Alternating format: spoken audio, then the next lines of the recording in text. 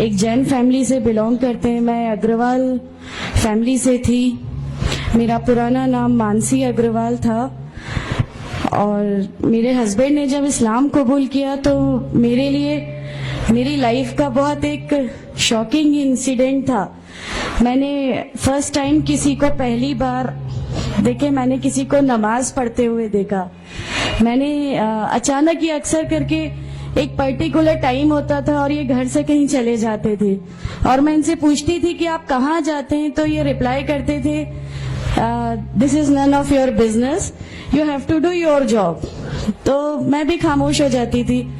باقی میرے father in لا سے اکثر ان کی ڈیبیٹ اور سب کچھ ہوا کرتا تھا, بٹ مجھے نہیں سمجھ میں آتا تھا کہ یہ ڈیبیٹ کیا ہے, یہ لوگ کس بات پہ اتنا زیادہ, مطلب ان کا ڈیبیٹ اتنا ایگریسو موومنٹس پہ کیسے آ جاتا ہے. تو باقی پھر ایک دھیرے دھیرے جب مجھے یہ اسلام کے پہلے تو یہ لوگ نہیں بتائے, بٹ فرسٹ ٹائم جب میں نے ان کا فجر کی نماز تھی اور اچانک میری نیند کھلی اور میں نے ان کو نماز پڑھتے ہوئے دیکھا. میں نے ان سے پوچھا کہ آپ کیا نماز پڑھ رہے ہیں, کیونکہ صرف ٹیلی ویژن پہ دیکھا تھا کہ ہاں ایسے جو کرتے ہیں وہ نماز کے ایکشنز ہیں. میں نے ان سے پوچھا کہ آپ نماز پڑھ رہے ہیں, انہوں نے کہا کہ ہاں میں نماز پڑھ رہا ہوں. میں نے بالکل دیر نہیں کی میرے فادر ان لو کو بتانے میں.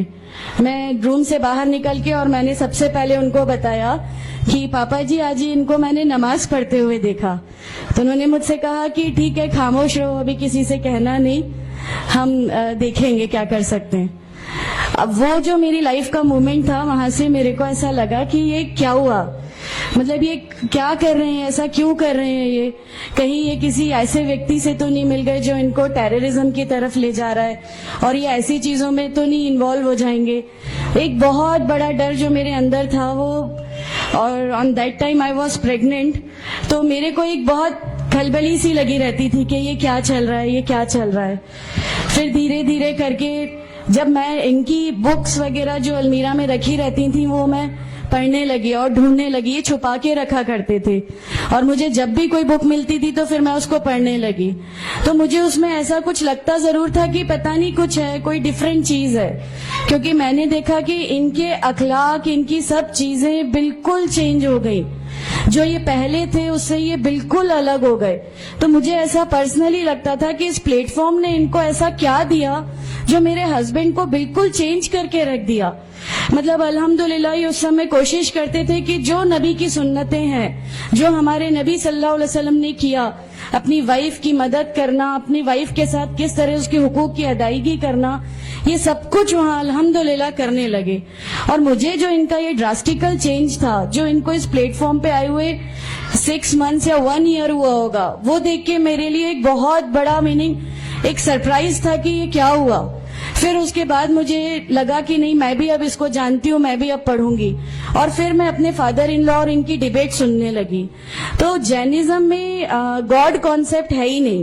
ہر وہ ویکتی جو بہت زیادہ علم حاصل کر لیتا ہے, بہت زیادہ نالج حاصل کر لیتا ہے, تو وہ ایک لمٹ پر آ کر نعوذ باللہ گاڈ کا وہ مقام حاصل کر لیتا ہے, اور لوگ اسی کی پھر پوجا کرنے لگتے ہیں, اسی کی ورشپ کرنے لگتے ہیں. تو میرے دماغ میں اگروال فیملی سے تھی, تو میرے دماغ میں تھا کہ نہیں, ہمارے جو بھگوان ہیں وہ 3-4 ہاتھ والے ہیں, ان کا کیا ایک ہی گاڈ ہے جس کو جا کے آپ کو پوجنا ہے. تو نہیں, میں ان سے تو کچھ نہیں مانگوں گی, 3-4 ہاتھ والے بھگوان ہی ہوتے ہیں, یہ نہیں کچھ وہ ایسا رکھتے.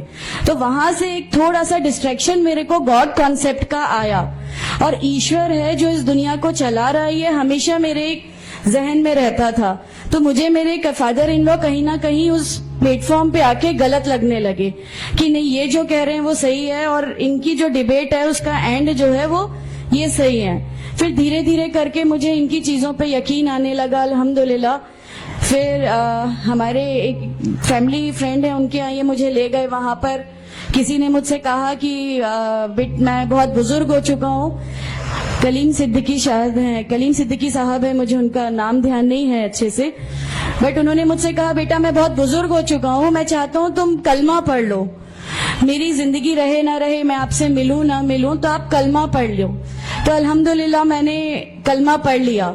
کلمہ پڑھنے کے بعد بھی جب ہم گھر لوٹ رہے تھے تو میں نے ان سے کہا کہ میں نے صرف ابھی کلمہ پڑھا, ابھی آپ یہ مت سمجھیے گا کہ میرے کو سب سمجھ میں آ گیا اور میں اس چیز کو مان لوں گی. انہوں نے کہا نہیں, تمہاری مرضی, کسی میں کوئی فورس نہیں ہے. تو الحمدللہ اللہ تعالیٰ کا احسان ہے, اس کلمے کی طاقت تھی. اور یہ ہمیشہ کہتے تھے تمہیں کوئی دعا مانگنی ہے تو تہجد میں مانگا کرو. تہجد کا جو ٹائم ہوتا ہے وہ بہت قیمتی ہوتا ہے, اور اس میں اللہ تعالیٰ سب کی دعائیں قبول کرتا ہے.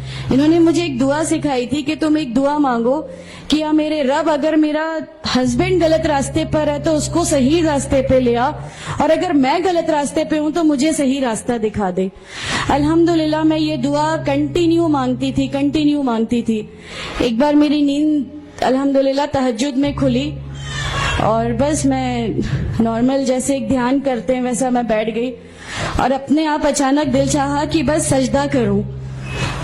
میری زندگی کا وہ پہلا سجدہ تھا, اور اس بہت لمبا سجدہ تھا, اور اس سجدے میں نے میرے رب سے کیا کیا مانگ لیا مجھے بھی نہیں یاد ہے.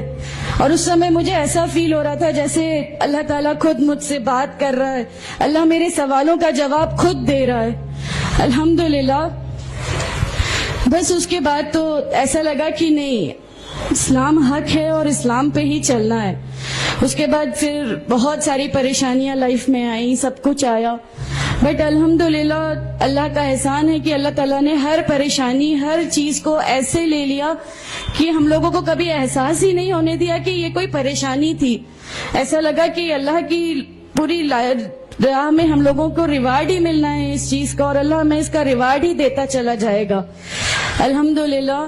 بس اس سمے سے شروعات ہوئی تھی دین اسلام کی. الحمدللہ آگے چل کے پریشانیاں, تکلیفیں ہر ریورٹ کی زندگی میں آتی ہیں, لیکن میں ہر ریورٹ بہن سے یہ کہنا چاہتی ہوں کہ اللہ کی خاطر آپ لوگ اس دین میں آئے ہیں, کسی اور چیز کے لیے نہیں آئے. تو اللہ کی خاطر ان پریشانیوں کو بھی جھیلیے, اللہ کی خاطر جھیلیے. اللہ تعالیٰ اگر آپ لوگوں سے, ماشاءاللہ میں جب گھر سے نکلی, جب ہمارے فادر ان لا نے ہمیں گھر سے نکالا, میرے بچے کی, چھوٹا بچہ تھا, چھوٹے والے کی صرف ایک دودھ کی بوتل تھی, اس کے علاوہ کچھ بھی نہیں تھا. میں جاب کرتی تھی, میں نے اپنے چھوٹے بیٹے کو ماں کے یہاں چھوڑ کے جایا کرتی تھی. میرے ممی پاپا بہت زیادہ ہم لوگوں سے ڈیٹیچ نہیں ہوئے تھے, ایک محبت تھی ان کو ہم سے, تو اس محبت کے کارن ان لوگوں نے کبھی ہمارا اس لیول تک اپوز نہیں کیا جو ان لاز کی طرف سے آیا. تو جب میں میرے مائکے گئی اور میں نے اپنے بچے کو لیا اور میں نے کہا کہ ماں ہم نے وہ گھر چھوڑ دیا, ہمیں اس گھر سے ان لوگ نکالے, ایسا کر کے ماں ہے, بہت روئی.